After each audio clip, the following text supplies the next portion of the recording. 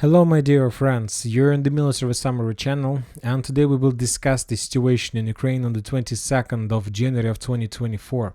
Today we have a lot of very interesting updates, very interesting news, geolocations and so on. And first we're going to talk about Avdiivka, because the most important updates are coming from this territory. As we discussed in the previous video, the Russians continue advancing along three streets. The Russians achieve significant results along Soborny Street, and probably by the end of the day they managed to get this area. Furthermore, the Russians complete the clearing of Sportivna Street, this one, and they managed to connect their forces in this point. And of course the Russians continue the clearing operation of Chernyshevskaya Street. So this entire block, this entire residential area was cleared by the Russians as a result of clashes during the previous 24 hours. We understand that the main purpose of the Russian attack in this direction is not to collapse the Ukrainian defense belt in the central part, because it's still too strong for the Russians. But the main Russian goal of their attack in this direction was to collapse the Ukrainian defense belt in the former air defense base and Cheburashka stronghold. And today we got the first geolocation of Russian progress in this area. To be more precise, the Russians managed to establish control over the entire stronghold by the name former air defense base. We have geolocation that was published by the Russians. On this video we can see how the Russian troopers were hiding inside of the building, and the Russians were asking question for Ukrainians, of Ukrainians who surrendered. As I understand, according to this video, up to 5 Ukrainians surrendered during the battle for the former aviation base. This video was geolocated by the Ukrainian sources, and according to information we have, the Russians were trying to hide in this building and this area, and they were talking about with Ukrainians, asking them question: what is the number of Ukrainians, what is their main squad, who is their officer, who is their commander. And the Ukrainians were using this episode for geolocations. And the building in front of the doors, this one is this building. Let's add this on the map for better understanding of geolocation. So the video of Ukrainian prisoners of war was made by the Russians in this area, which confirms that as a result of Russian offensive operation, the Russians at least managed to establish control over this territory. The Ukrainians were forced to step back from this area. Of course, we don't have any updates regarding the Ukrainian stronghold by the name of Cheburashka, but as I understand, the Ukrainians took a decision to retreat from this territory as well.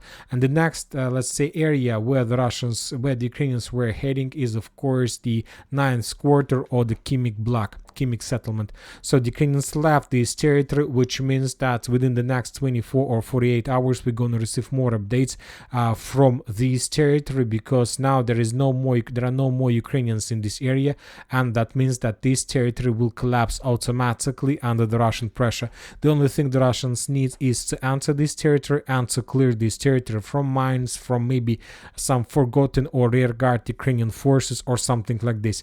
And now the final stage of battle for Avdiivka has started, because the next stage of the special operation in Avdiivka news operation will be to establish control over these true lines and to get as close as possible to the Kimik, to the 9th quarter, and from this line to answer Avdiivka from the central part. This will collapse Avdiivka automatically, because the Ukrainians will be attacked from many directions, and they're going to be obviously chaos from the Ukrainian side.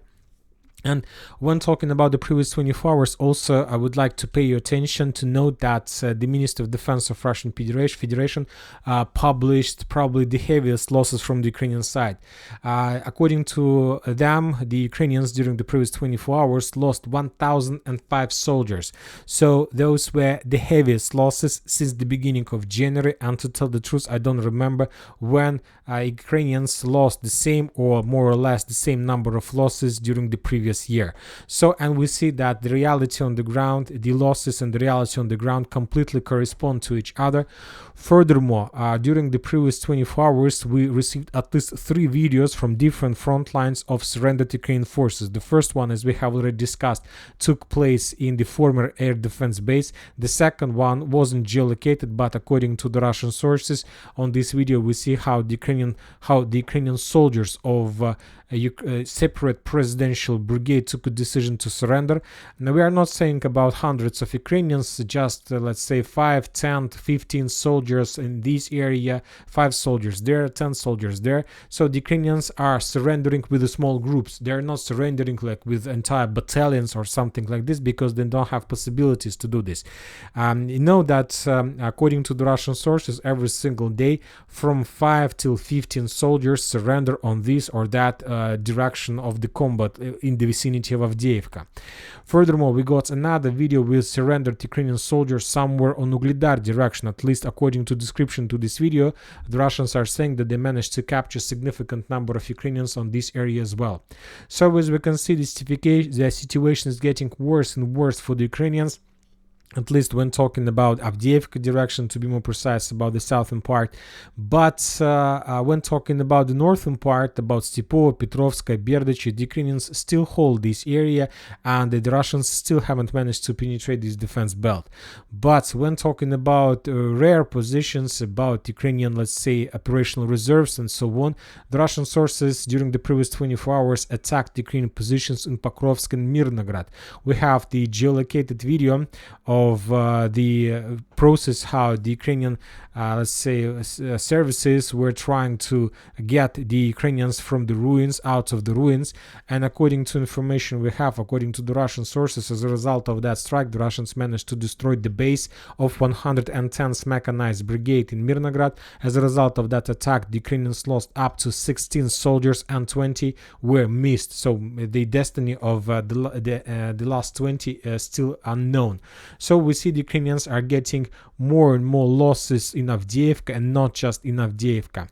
Now we are moving to Bakhmut-Artyomovsk direction, where the Russians continue their offensive operation.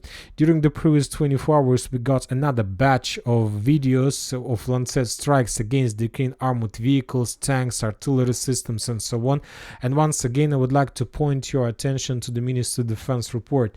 According to the Russians, during the previous 24 hours, the Ukrainians on Donetsk direction lost 320 soldiers and 19 vehicles, including 10 tanks, and including one Leopard among those 10 tanks. And when talking about the entire update, about the entire Ministry of Defense report, the Ukrainians lost more than 1,000 soldiers. We have already discussed this, and around, as I understand, 18 tanks just during one day. So just imagine yourself the level of clashes all over the combat line.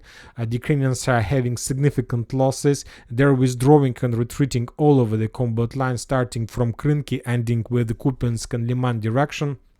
But let's finish once again with Bogdanovka. Today we got a few updates from the local sources about the Ukrainian that Ukrainians retreat and withdraw their positions from Bogdanovka. But before I start making this video, we still haven't received like a geolocated confirmation of that. But we got like the video of Russian FPV drone strikes against the Ukrainian forces, and at least this video confirms that Ukrainians still have control at least over the central part. So for now we will not change the map in this area. The Russians are trying to penetrate and trying to attack and establish control over the main defense belt of the Ukrainian forces between Bogdanovka and Popovo Forest and the New Cemetery. For these purposes, the Russians are bombing this territory heavily with TOS flamethrower systems. So let's wait a little bit, because as I understand, the next 24 or 48 hours will bring us some updates from this territory as well, because the Russians are have been bombing this territory probably since for the previous 2-3 weeks. So anyway, sooner or later it's time to start the ground operation. As I understand, the time has come. We haven't received anything from Solidar Sever's direction, at least from the southern part, but when talking about the northern one, the Russians also continue their offensive operation in Kremenaya Forest and Serebryanka Forest in direction of Seversky Donetsk River. The Russians continue their offensive operation along Seversky Donetsk River in direction of Bilogorovka. On this video we can see another Russian attack. This video was provided by the Ukrainian forces. On this video we see another Russian attack with personnel armored carrier, but the Russians got on minefield and armored vehicle was destroyed. But as I understand, the personnel managed to survive and they managed to regroup and to enter the trenches. So the clashes for Bilogorovka also continues, but without any, let's say, big progress from the Russian side, but maybe we need to wait a little bit more and we start receiving more updates. Now we are moving to Kupiansk direction. According to the Ministry of Defense, the Ukrainians had significant losses on this area as well, around 180 soldiers, around 9 armored vehicles, including 5 tanks, 4 artillery systems, and as you know, the main clashes are taking place in the vicinity of Berestova, this village. We have some mappers updated their maps showing the significant Russian progress, and according to additional Russian, let's say, OSINT resources and sources on the ground, the Russians started the ground operation, an assault operation of Berestova itself. And according to information we have, the Russians are also started their movements from Novoselovska. And as a result of attack from the south in direction of Berestova, the Russians managed to establish control over a few tree lines that are heading in direction of the village. So as we can see, the Russians are attacking Berestova from 2 sides, and very likely during the next 48 hours we're going to receive more updates about the Russian progress on this territory. I'll remind you that recently the 103rd Brigade of Ukrainian forces was collapsed in this area. They were completely defeated, and as you can see, the Russians are gained momentum, and now they're trying to develop their progress in this area.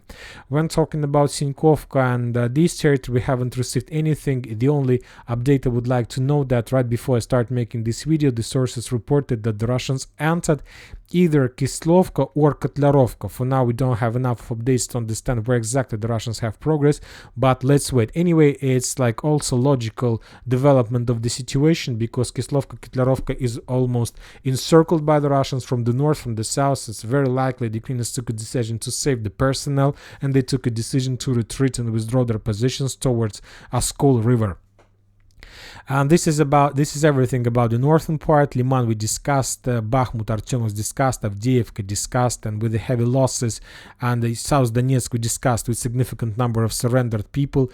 Vremivka tactical bridgehead, we haven't received anything. Rabotina, the Russians continue offensive operation all over the combat line, starting on the line of Kopony, Rabotina. The Russian attacks the Ukrainians from Novoprokopovka, Rabotina, and the Russians attack the Ukrainians on the line Verbova, Fields, Rabotina. So from every single direction the Russians are pushing, trying to Ukrainians to force to step back. So obviously within the next few days or hours we're going to receive more updates from this territory as well.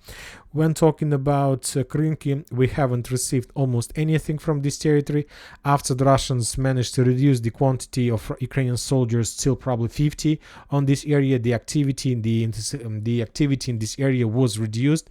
We have some FAB strikes from the village, but it's very difficult to understand whether the videos are old or new. Maybe these are old, let's say, videos. It's very difficult to understand what exactly is happening there. The only video that more or less we can say is fresh, we can call these Lancet strikes that took place somewhere in the vicinity of Tyaginka. So as you can see, the activity in this area is minimal, probably since the creation of Krynki foothold from the Ukrainian side.